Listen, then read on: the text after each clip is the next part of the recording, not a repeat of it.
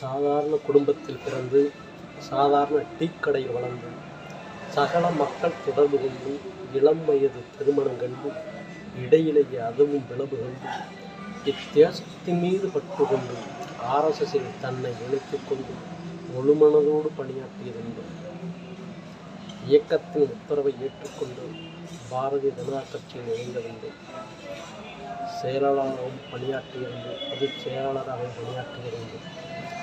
பல மாநிலங்களுக்கு பொறுப்பாளராகவும் பணியாற்றியிருந்தேன். முன்னணி தலைவர்கள் மனதில் இடம் பிடித்திருந்தேன்.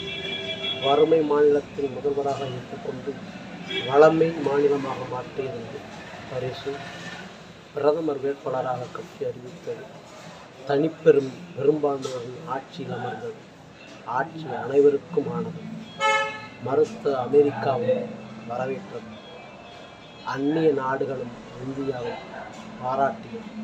இரண்டாவது முறையாக ஆட்சியில் அமர்ந்தது. கூடுதல் இடங்களை பெற்று ஆட்சியில் அமர்ந்தது.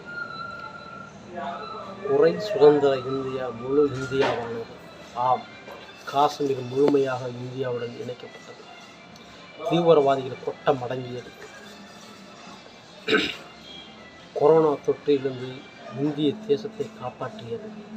கொரோனா தடுப்பூசி உலகம் நாடுகளுக்கு வழங்கியது. உலக நாடுகள் மத்தியில் மதிப்பை பெற்றது. மூன்றாவது முறையாக ஆட்சியில் அமர்ந்தது. 3 முறை முதல்வரானது. 3 முறை பிரதமரானது. 3 பக்க கடல் சூழ்ந்த இந்திய தேசத்தில் யாரும் வந்ததில்லை. உலக நாடுகளிலும் இதுபோன்ற சாதனை படைத்ததில்லை.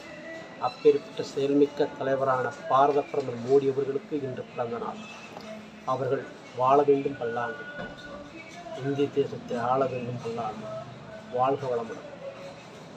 ஜெய்ஹிந்த். இவன் பிஎன்எஸ் சத்தியமூர்த்தி, முன்னாள் மன்ற தலைவர், பிஎஸ்என்எல் டேக் மெம்பர், தற்போதைய மாவட்ட விவசாயிகளுடைய ஊடகப் பிரிவு தலைவர். நன்றி, வணக்கம். பிடித்திருந்தால் ஷேர் செய்யவும், சப்ஸ்கிரைப் பண்ணவும்.